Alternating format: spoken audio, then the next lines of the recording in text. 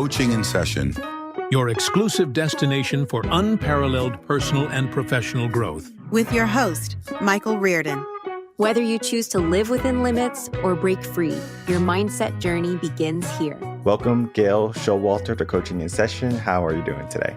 I'm doing great today. Thank you for having me. Of course. Today, we're going to be talking about your work, Transition Coach, how you help women when they are going through some hard parts in their life, when they're single with kids and they're trying to finish their education, get some degrees under their belt. But it's more than that. You're helping them build confidence. You're helping them build resilience. You're helping them find their way again. And that's so important in our world today.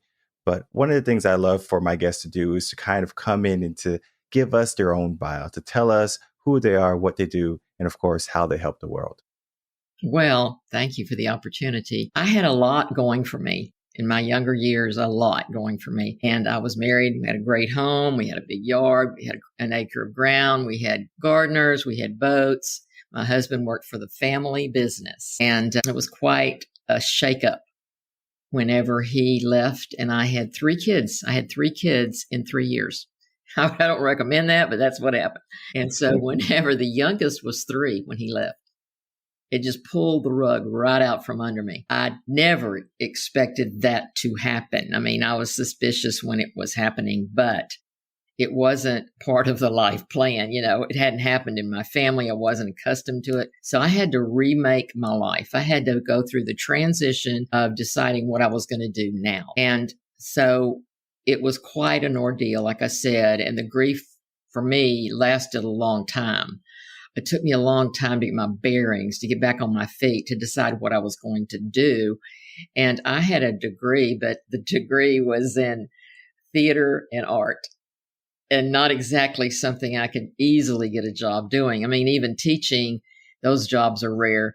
And so I had to go back to school to get a certificate so I could teach English, which I really didn't want to do. But that's what I did because I had 3 kids to support. And so it, like I said, it took me a while, but I did a lot of reading during those years, a lot of studying, a lot of praying, and I started writing as well. And in the process of all of that, I grew personally. I think I changed into a much more person that I would like to say I became. And so my life shifted. The big turning point for me, though, was when I made the decision that I was going to go get a master's degree. And the reason for that wasn't because I just wanted to have a master's degree. That's the only way in teaching, in Texas at least, that you can improve your salary, which improves your retirement, is to have a higher level degree, because teachers aren't paid on their merit necessarily. They're paid on certain other ways and levels. And the higher degree you have, the better your income is. Although it's not a whole lot, it's still not much, but it's more. And so I made an adventure out of that. And I took 3 little kids with me to Austin, Texas to get a master's at the University of Texas, Hook 'em Horns. And I did it. I mean, it was hard, but the story of how it played out was miraculous. I mean, I look back on it and I think, wow, I couldn't have made that happen. It just happened. I was very fortunate in the way that it panned out. So I did that, and that made a difference, not so much. I mean, my salary increased some, but it made a difference in how I felt about myself. Years later, after I remarried and things were better for me and my children, but this was later. I mean, kids were grown. I began to still have a heart for these single mothers that didn't have the options that I had had. Even though I felt like my life was pretty tough, I look at them and I say, you know, they have a really rough time. And so what can I do for them? And I established a small organization. We started having events. We started having retreats on weekends once a year. For about 6 or 7 years, we did this. And at one point, after coaching several moms, I started to see a common thread. And that common thread was that the moms who didn't have any higher education at all, no certificates, nothing that they could count on for a better job to support their children, were the moms that were struggling the most.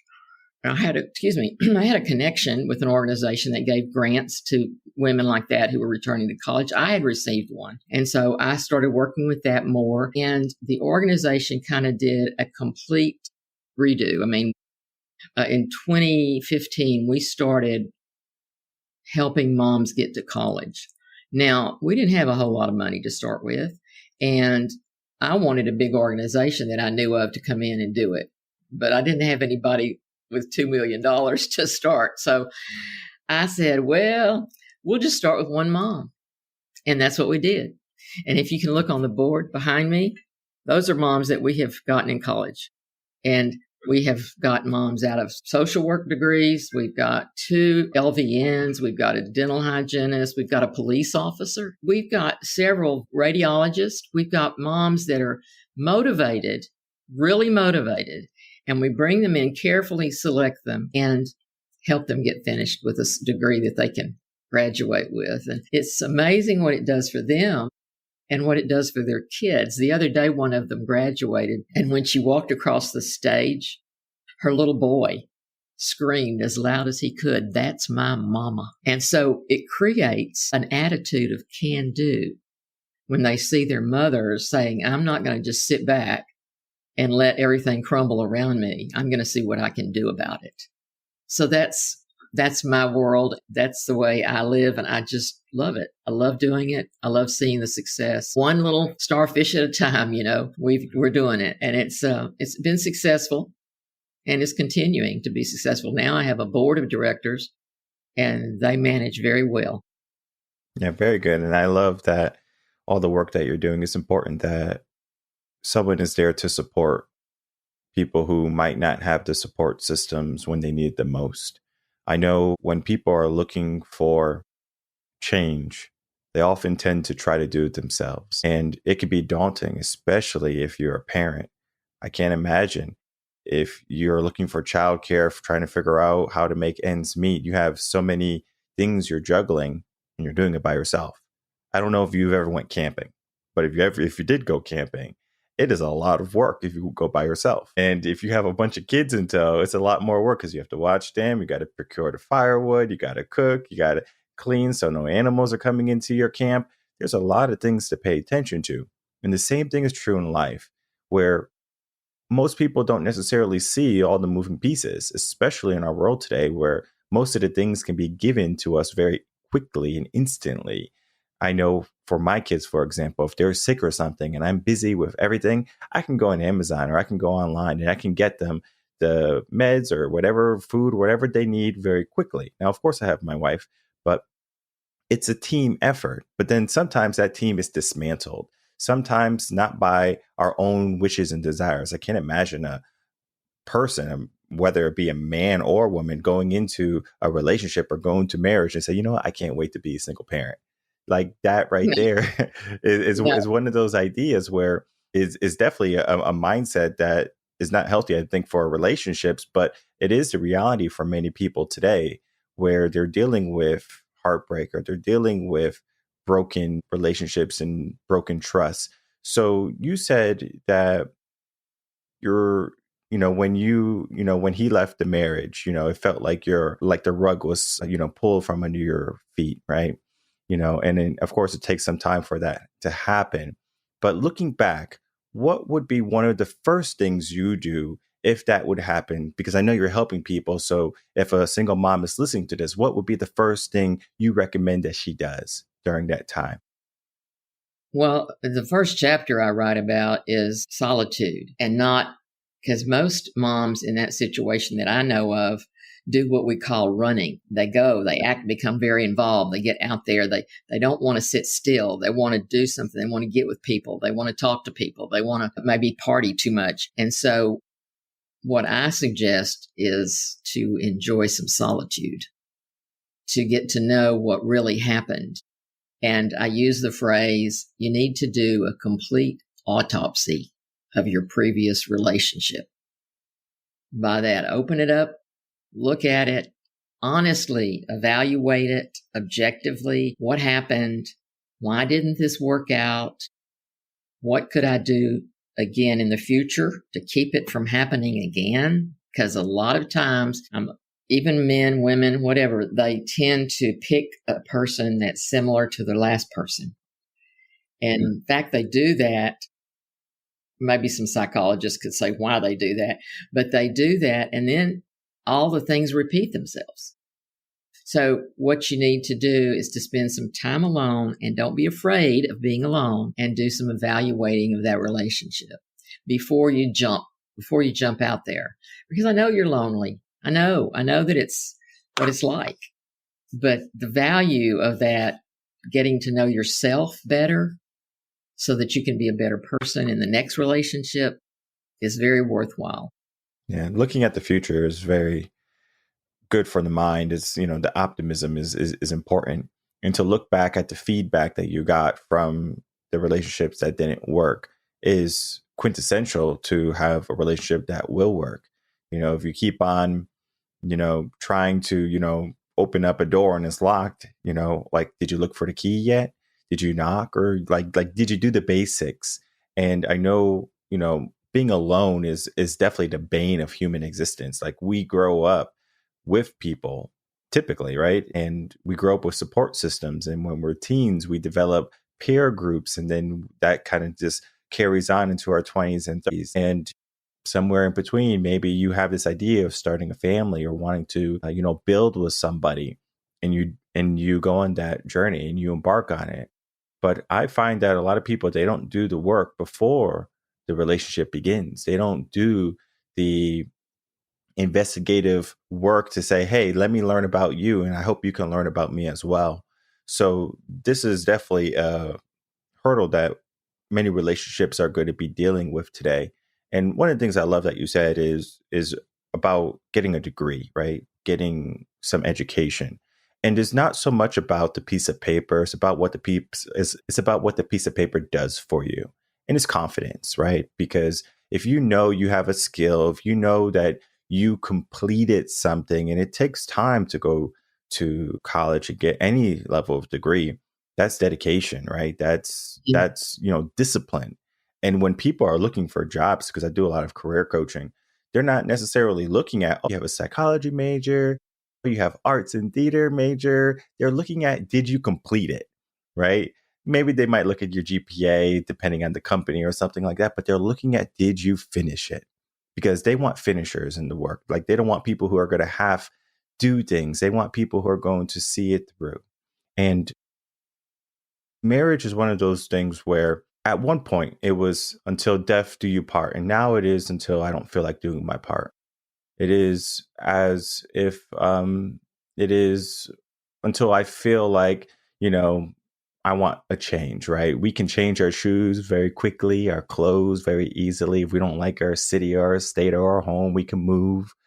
But our relationships are one of those things that if they become broken or they become toxic, we can get rid of them just as we would some trash. I'm not saying that relationships are trash. It's just a metaphor.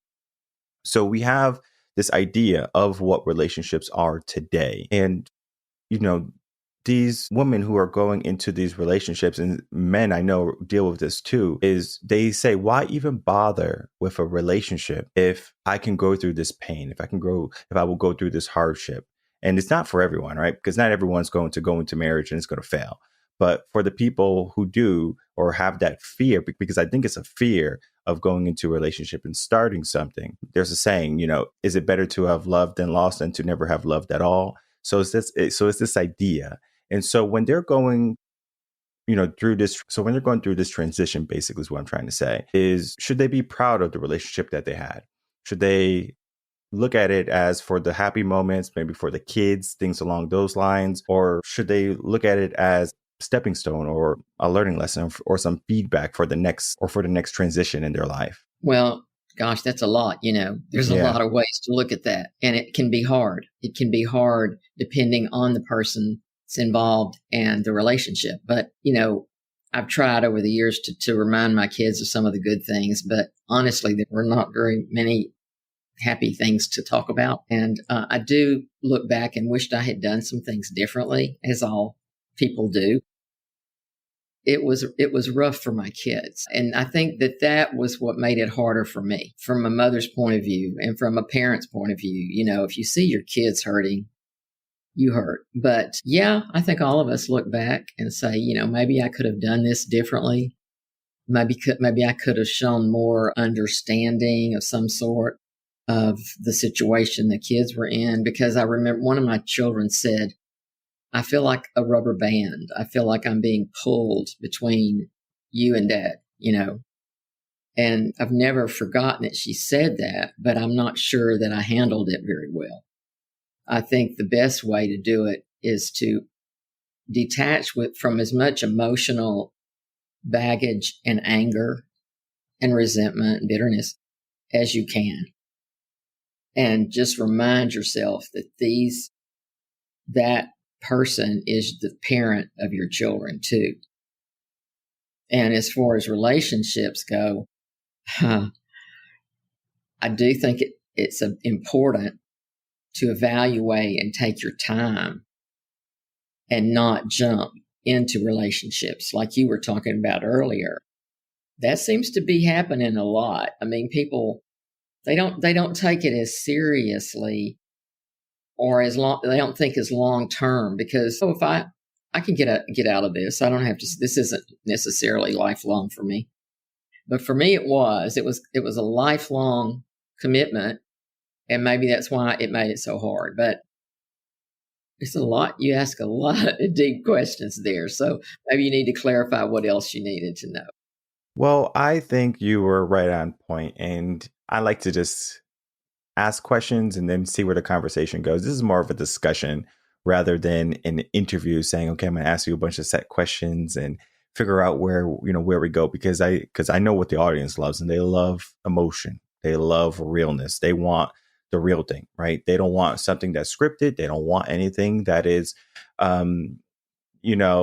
generic. They want something that's unique, right? And you are unique, right? You have so many years of experience under your belt. We want to learn from you. And it's important that we do, because one of the things I think we fail at today miserably is we fail to learn from our predecessors. Everyone thinks they have to reinvent the wheel every single day. I've often wondered how it is that all of these years that we know of, this history that we know, that every generation has to learn it their own way instead of learning it from their parents or their sibling. I have older siblings, and I learned a lot from them, but that doesn't seem to be the norm.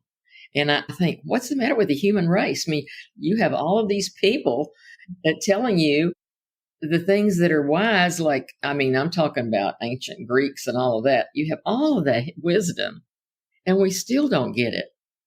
I remember the story, my little boy, when they were really little, I would read to them at bedtime. And there's a book, it's still out there somewhere, called the Picture Bible. And what it is the Bible, but it's like cartoon pictures, like really illustrated real well. And it's kind of like a series, so one thing leads to another to another. And so I just read a segment every night.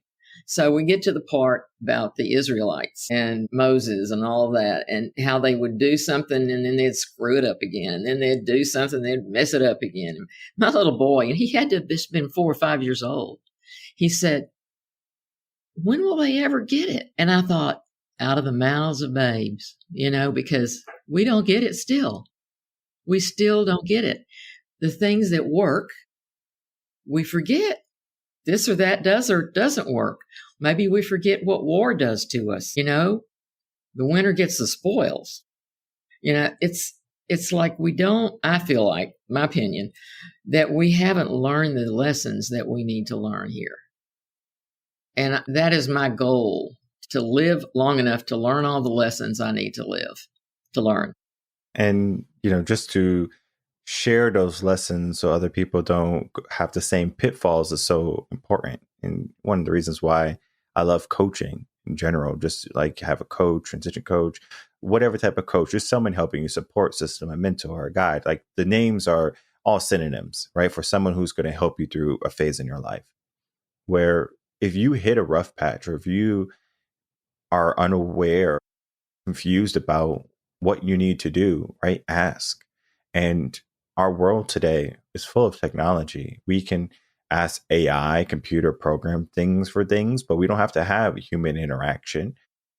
We have schooling that is becoming more, I guess you can say, computer based rather than having teachers teach, right? I know growing up, I loved teachers, right? Because we didn't have all the computers and everything. And teachers still said you wouldn't have a calculator in your pocket at all times. Well, boy, were they wrong, right? We have a calculator in our hands at all times, right? Our cell phones. And that device, is causing different mindsets and different shifts. Because I was just talking to a buddy of mine the other day, and I was like, our kids are going to be growing up very differently than how we have grown up.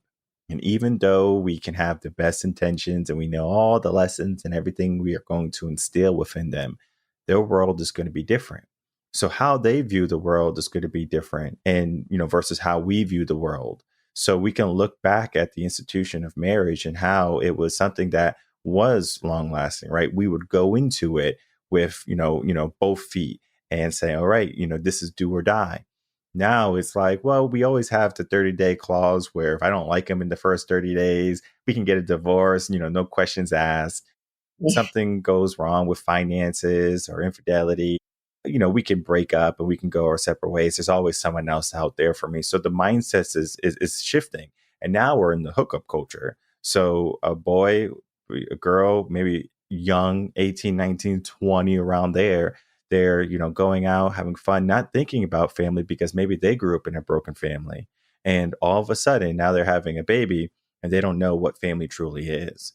They just think of, oh, yeah, I like this girl, but I also like the girl down the street, or I like this guy, but this guy treats me better. But I had a kid with this guy. I mean, we can go down the list of all the things that would go wrong. And so these women who are, learning one way or the other, right? Where they can learn the easy way, they can learn the hard way. I think the easy way is getting or learning from wisdom, right? You learn from knowledge. You learn from someone saying, hey, I walked that path. It's not the best path for you, right? Let's do some work. Let's figure out who's going to be the best fit for us, right? Who's going to be the husband of our, dreams and things like that. So we're not finding ourselves with the rug swept up, under us in 2 or 3 years or whatever it be in the marriage. And so you do the work in the beginning rather than later on for the healing. But what's to happen now is sometimes the lessons of a generation become the curses of the next generation. So you might have learned something and you instilled them. This is how I'm not against feminism, but this is how it basically kind of began, where women wanted to have equal rights and they wanted to be able to support themselves. And I'm all for that, right? A woman should be able to support herself equally as a man should. But what was happening was they said, we're going to forego family.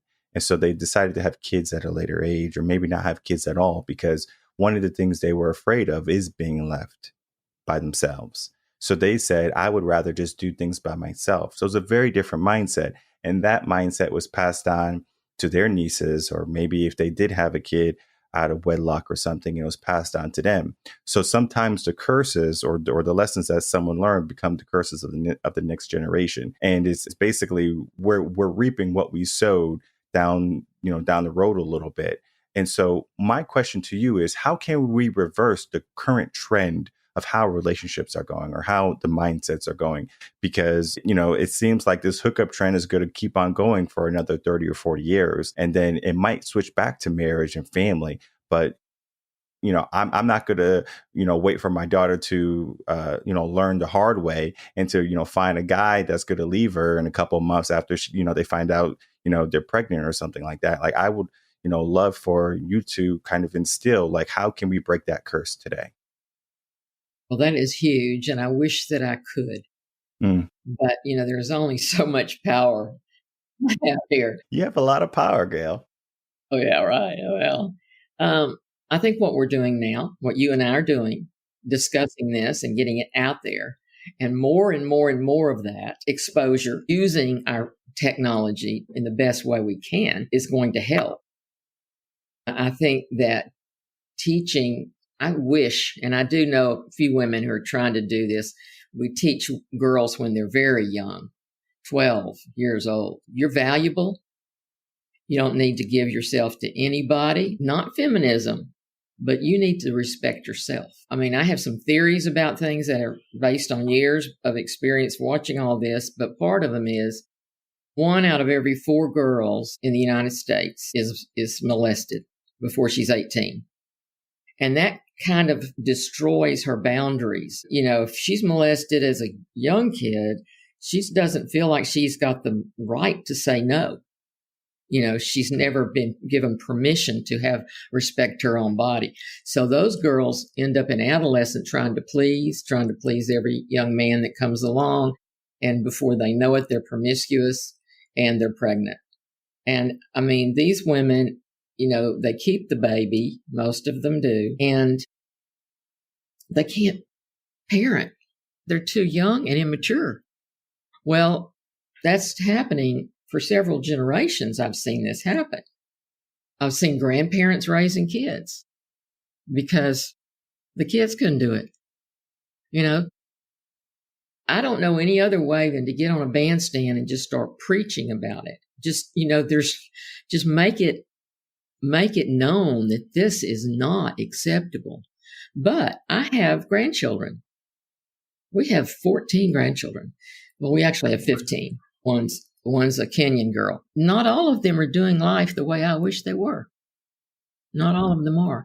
But a whole lot of it does depend on parenting at a very early age. We don't think that, what we say to them when they're 3 or 4 matters, but it does matter. It does matter. That it starts then, teaching them to be responsible, to care about themselves, washing their hands, brushing their teeth, taking care of their body, and understanding that that's a gift that they have. It's not something to be given away. I could preach about it. You could preach about it, but we have to have an audience. And the rest of the world doesn't seem to be quite as concerned as you and I are about it. I've got stories I could tell, but the ones that I work with, the moms that I work with and see the most are the ones that are climbing their way out of poverty, out of situations that are not supporting them, out of family situations where the family doesn't even support them going back to school. That's something that we do because we see the lack. These moms will say, well, there's nobody in my family ever went to college, but I want this. But they don't really want me to do it. And so I'm not the only organization, in the country doing this sort of thing. And so that's what it's about, is trying to take these moms and lift them out of the situation and show them a better way. And so, like I said, it's one little starfish at a time. We're just doing a few at a time because that's all. It takes a lot of money. That's, all that we can do. But if you want to change the world, good luck. We've got a long way to go. But I could get into all kinds of rabbit holes here. I'm in Texas, okay? They just passed a law that every school in Texas is going to have to put the 10 Commandments on the wall. I'm sorry. I have the 10 Commandments on the wall, but you know what? That's not going to change things. Changing things starts in a different way. It has to start from raising those children up to respect themselves, respect their fellow man, and don't get involved with people that are not respectable. Don't hang around. You go to bed with dogs, you're going to get up with fleas. You just it's got to be drilled in. It's got to be taught and drilled in. Maybe I'll write another book. I don't know. I can see what's wrong. Just like you're saying, you nailed it. We can see it, but I'm not sure how to make those kinds of huge changes. There's another book I have on my shelf over here called Fatherless America. A lot of dads have they just aren't there for their kids. Just aren't there. And that's huge. Now, we do have attorney generals that are supposed to enforce all that. Well, I don't even deal with them anymore. It just doesn't work. It just don't work. The guys will somehow act like they don't have the money. And when they do have the money, it may go to another woman or to another woman's kids. And it can just it's nasty. And so I work with women who are determined to do what they can do for their children. And if they come in and they aren't motivated enough, because you have to be motivated to do this. Like you said, it takes a lot of time. We help them with childcare because that's a biggie. That's a huge problem. And I don't know if the government will ever try to do anything, even though they like to put lip service on it. But childcare is huge for these single moms. Okay. That's one big thing we help with. Of course, we do tuition and books and that sort of thing. But there's also the emotional support. You have got to be a support system. I read where like 1 in 7 women that go back to college actually graduate. And the big reason isn't just money. It's lack of a support system because they don't have a family that's done it. They don't have anybody that's saying, you can do this. You know, you need somebody that's saying, that a girl, you can do this. But they don't have that. So they quit. And granted, some of the moms we have, they want to do a lot, but they bite off more than they can chew. They want to be a nurse, for example, like a registered nurse. Well, that is a hard program to get through. And so we don't encourage that.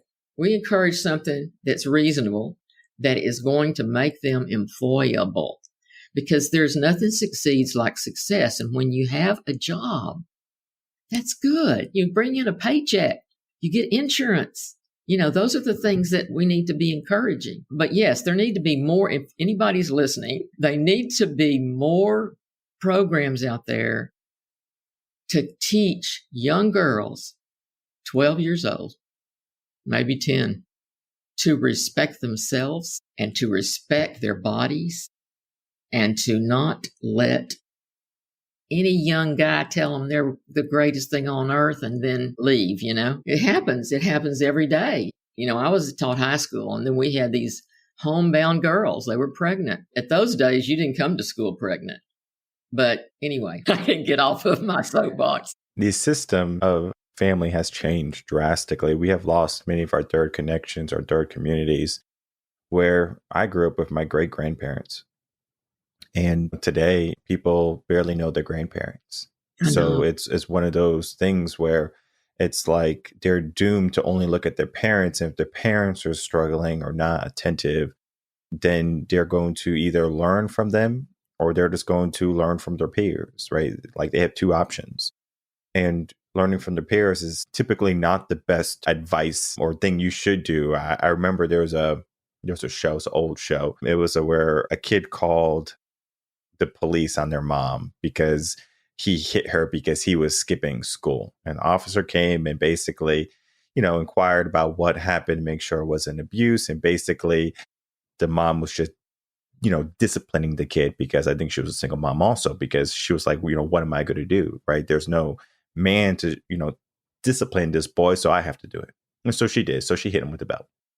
And, you know, she told the officer what she did. And the officer went on to basically be that father figure saying, don't you ever call the cops on your mom, right? If she's disciplining you, trying to keep you in school, right? That's the right thing, right? And if I hear that you're doing it, I'm going to come over here and I'm going to hit you with this big belt, talking about his duty belt. And it was one of those awakening things where there's going to be support out there, right? It might not come at the time you need it. It might not be in the fashion you always like things, like pristine, right? It might be messy in the beginning, but the idea of being motivated, right? To have this mindset of wanting to climb, to change your situation is something that you have to embark on, because you might feel overwhelmed right now. Very similar to that mom with the boy, and she didn't know what to do. There's a lot of people who don't know what to do. There's a lot of people who are dealing with situations and circumstances that they probably wouldn't wish on their worst enemy, but they're living it right now. But it doesn't mean that if you're in it, that you can't get out of it. So you can change your circumstance. You can change the trajectory. And just because you embarked on something that wasn't your journey that you haven't envisioned for yourself, because I'm sure if you give someone a 5-year plan, you say, oh, right, in 5 years, I plan to be a single parent. I'm sure people don't think that way. You know, people are thinking about family and the house and maybe a dog or a cat or something and going to Italy every year or something like that, right? They're thinking about the good things. But sometimes life can give you some of the lessons that might not feel as, you know, glamorous as you know, as we would like. But those are also lessons. So sometimes lessons are going to be very nice and sometimes they're not going to be very nice. And one of the things that we can do to mitigate those not so nice lessons is to learn from people. Exactly. To learn from people who have walked the walk, who have talked the talk, who have lived it before. I know if I was going through a hard point in my life, or if I wanted to do something that maybe someone else has done, I have two choices. I can struggle, or I can say, you know what, let me find someone who has gone through it. Let me find someone who has helped people through it. And from there, you're going to see the light a lot sooner. Because right now you might be living in the dark. You might be, trying to make your way, trying to find the light switch. And the light switch can be, just saying, hey, let me reach out to Gail.